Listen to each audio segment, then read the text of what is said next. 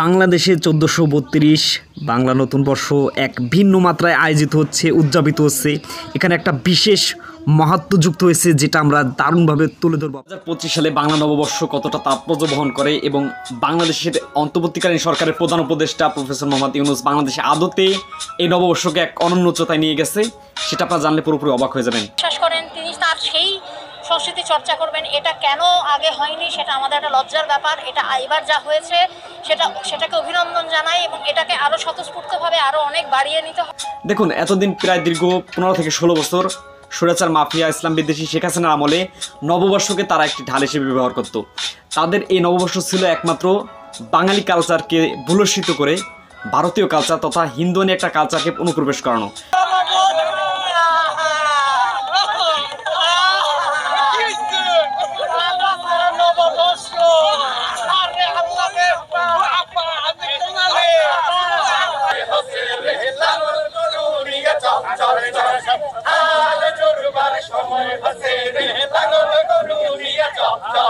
ঠিক সেটা আমরা লক্ষ্য করলাম যে বাংলাদেশের কালচারে বিশেষ করে শায়ান স্যার যেটা বললেন, তিনি অসাধারণ একজন সঙ্গীত শিল্পী, একই সাথে তার যে একটা মাধুর্যতা কথায় সেটা আমরা আগে পরে লক্ষ্য করেছি।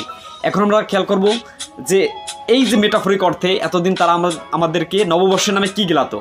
বিশেষ করে এতদিন রমনার বটমূলে যে আয়োজনগুলো হতো সেখানে পুরোপুরি ভারতীয় কালচার এবং কৃষ্টিকে আমাদের ঐতিহ্যের ভিতরে তারা ইনভলভ করেছে, এটা বলার অপেক্ষা রাখে না। একই সাথে বাংলাদেশের ইসলাম এবং মুসলমান, বিশেষ করে যারা ইসলামপন্থী দলগুলো আছে, বিশেষ করে জামাত ইসলাম সহ বিভিন্ন রাজনৈতিক দলকে তারা পুরোপুরি হেনস্থা করতো এই নববর্ষে। আর বর্তমান নববর্ষে এসে শেখ হাসিনা একটা মোরাল তৈরি হয়েছে, সেটা নিয়ে কিছু না বললে নয়। শেখ হাসিনার এই মোরালটি কিন্তু তারা তৈরি করেছিল বিশেষ করে বাংলাদেশ চারুকলা ইনস্টিটিউট থেকে, ঢাকা ইউনিভার্সিটি। তারা একটি স্বাচ্ছন্দ্যে কিন্তু জিনিসটা তৈরি করেছিল। পরবর্তীতে শোনা গেল যে সেটা ভেঙে দিয়েছে, মানে ভেঙে দেয় নাই, পুরোপুরি পুড়িয়ে দিয়েছে, মানে পুরোপুরি জ্বালিয়ে দেওয়া হয়। ওয়ার্ল্ড টপকে এসে সিসিটিভি ফুটেজে যতটা দেখা গেছে, মানে ওয়ার্ল্ড টপকে এসে একটা আগ্নেয়াস্ত্র দিয়ে সেটাকে কিন্তু পুরোপুরি ভূলণ্ডিত করে দেওয়া হয়। সেখানে শেখ হাসিনা একটা মোরাল তৈরি করা হয়েছিল, সেটাকে পুরোপুরি তারা ভাবছে এটা বসে করে দিলে মানে কাজ হয়ে যাবে, পরবর্তীতে এটা নিয়ে আর কোনো কথা হবে না, এটাই তারা মনে করেছিল।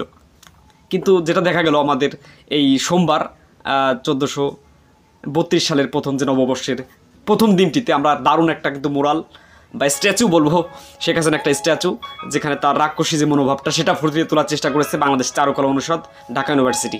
একই সাথে মানুষের যে স্বতঃস্ফূর্ত অংশগ্রহণ, প্রায় 16 থেকে 17 বছর এই স্বৈরাচারী মাফিয়া শেখ হাসিনার আমলে, ওই যে বললাম যে কোনোভাবেই সেটাকে মাথা চাড়া, মানে কোনোভাবেই সেটা দাঁড়াতে দেয়নি, মানে সঠিক যে ঐতিহ্য বা সঠিক যে বাক স্বাধীনতা সেটা কিন্তু ততদিন ছিল না। সেটা থেকে বেরিয়ে এসে বর্তমান যেভাবে উদযাপিত হচ্ছে সেটা পুরোপুরি মাথা নষ্ট ভাই। সেই দিক থেকে বাংলাদেশের কৃষ্টি এবং কালচারকে সঠিকভাবে তুলে ধরার এক অন্য প্রয়াস বা অনন্য মাধ্যম হচ্ছে বাংলা নববর্ষ। এটাকে যদি আমরা সন হিসেবে ধরি 1432, সেই 1420 থেকে পুরোপুরি তারও আগে থেকে একটা অনৈতিক কালচারের মাধ্যমে কিন্তু এটা প্রবাহিত হয়ে আসছে। স্বয়ং ভারতীয় কালচার কৃষ্টি, একই সাথে সেখানে যে মোরালগুলো ব্যবহার করা হতো প্যাচার বা ওই আসে, বিভিন্ন ধরনের নাম দেওয়া হতো, আপনারা জানেন। সেটা পুরোপুরি বিভিন্ন রাজনৈতিক দলকে হেনস্থা করার জন্য বিএনপি থেকে শুরু করে জামাত ইসলাম সহ বিভিন্ন রাজনৈতিক প্ল্যাটফর্মকে কেন্দ্র করে কিন্তু তারা এই মোরালগুলো তৈরি করতো। সেটা থেকে বাইরে এসে বাংলাদেশে একটা স্বৈরাচার মুক্ত বাংলাদেশ গঠন হয়েছে। একই সাথে এখানে যে মোরালগুলো হচ্ছে বা নামটাই চেঞ্জ করে বাংলাদেশে একটা অনন্য পর্যায়ে চলে গেছে। আপনারা জানেন নতুন যে বর্ষবরণ হয়েছে এটাকে বর্ষবরণ হিসেবে আখ্যায়িত করা হয়েছে। অন্যান্য বছর ছিল সেটা মঙ্গল শোভাযাত্রা, জাস্ট শোভাযাত্রার উপর ভিত্তি করে কিন্তু তারা এই কার্যক্রম পরিচালনা করতো।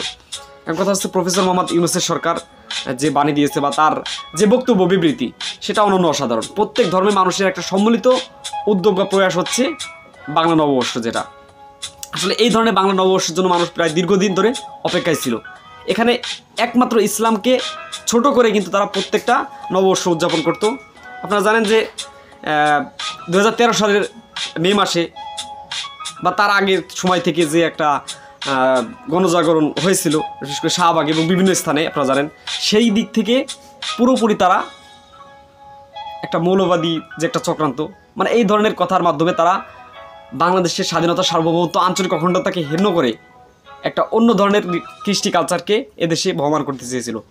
ঠিক সেটার বিপরীতে বর্তমান বর্ষবরণ 1432 বঙ্গাব্দ যেটা, সেটা এক অনন্য মাত্রা পেয়েছে।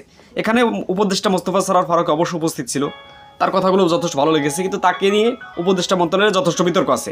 তারপর প্রত্যেকটা মানুষের স্বতঃস্ফূর্ত অংশগ্রহণ, এবং 2 দিন আগে আপনারা জানেন 12ই এপ্রিল যেটা প্যালেস্টাইনের পক্ষে মুসলমানদের যে একটা প্রতিরূপ আমরা লক্ষ্য করলাম, সেটা বিশ্বের বুকে এক অনন্য নজির হয়ে থাকবে। একই সাথে পাকিস্তানের আন্দোলন শুরু হয়েছে আপনারা জানেন মুসলমানদের পক্ষে।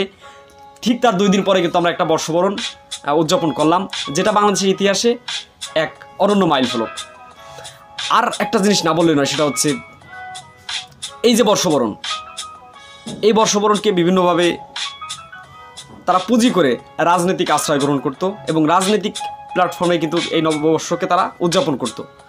ঠিক তার ব্যতিক্রম নববর্ষ আমরা উদযাপন করলাম। বিশেষ করে স্বৈরাচারের যে স্ট্যাচু, সেটা কিন্তু অসাধারণ হয়েছে, এবং বাংলাদেশের মানুষের আস্থা এবং ভালোবাসার জায়গা প্রফেসর মোহাম্মদ ইউনূস এটাকে যেভাবে সঠিক তাৎপর্য দেওয়ার দরকার, সেটাই কিন্তু তারা সেভাবে ব্যবহার করেছে। যাই হোক, আমাদের আগামী দিনের আস্থা এবং ভালোবাসা থাকবে যে প্রত্যেকটা নববর্ষ যেন মানুষের মনের কথা ফুটিয়ে তুলতে পারে, এবং নতুন যে বর্ষপঞ্জি থাকবে সেটার মাধ্যমে আমরা এগিয়ে যাব, বাংলাদেশের সঠিক কৃষ্টি কালচার এবং এই ফেনোমেননকে আমরা এগিয়ে নিয়ে যাব। এতদিন যেভাবে উদযাপিত হয়েছে আর বর্তমান উদযাপনটা কিন্তু সম্পূর্ণ ভিন্ন এক মাত্রা যোগ করেছে বাংলা নববর্ষে। যাই হোক, সম্রাট সম্ভবত আকবরের আমল থেকে এই যে একটা সনগণনার যে কাজটা বাংলাদেশে শুরু হয়েছে, বা উপমহাদেশে বাংলা সনগণনা, সেটার মাধ্যমে কিন্তু ধাপে ধাপে প্রায় 1432-31 বছর কাটিয়ে দেওয়া হয়েছে। এখন নতুন বর্ষ যেটা এসেছে, এটা প্রত্যেকটা ধর্ম দল মত নির্বিশেষে উদযাপনের যে একটা লক্ষ্যমাত্রা বা উদযাপনের যে একটা স্বতঃস্ফূর্ত ব্যাপার স্যাপার আপনারা আছে, আপনারা জানেন, সেটা অবশ্যই আমাদের জন্য একটা উজ্জ্বল দৃষ্টান্ত হয়ে থাকবে বাংলাদেশের সাহিত্য, সংস্কৃতি, সভ্যতা এবং কৃষ্টি কালচারের উপর ভিত্তি করে। তো সবাই ভালো থাকবেন, সুস্থ থাকবেন। বাংলা নববর্ষ নিয়ে আপনার কী মন্তব্য সেটা অবশ্যই কমেন্ট করে জানাবেন, বা এতদিন সেটাকে কীভাবে ব্যবহার করা হয়েছিল রাজনৈতিক ফায়দা হাসিলের জন্য, আর এই বছর সেটাকে সাধারণ মানুষের একটা মঙ্গল শোভাযাত্রা থেকে বেরিয়ে এসে বর্ষবরণ উদযাপন আপনার কেমন লেগেছে সেটা অবশ্যই কমেন্ট করে মন্তব্য করে লিখে জানাবেন। এভাবে প্রত্যেকটা মানুষের স্বতঃস্ফূর্ত অংশগ্রহণ বজায় থাকুক, বাংলা ভাষা, সাহিত্য, কৃষ্টি কালচার আরও এক ধাপ এগিয়ে যাক, এই প্রত্যাশা আমাদের আজকে এপিসোড শেষ করছি। আসসালামু আলাইকুম।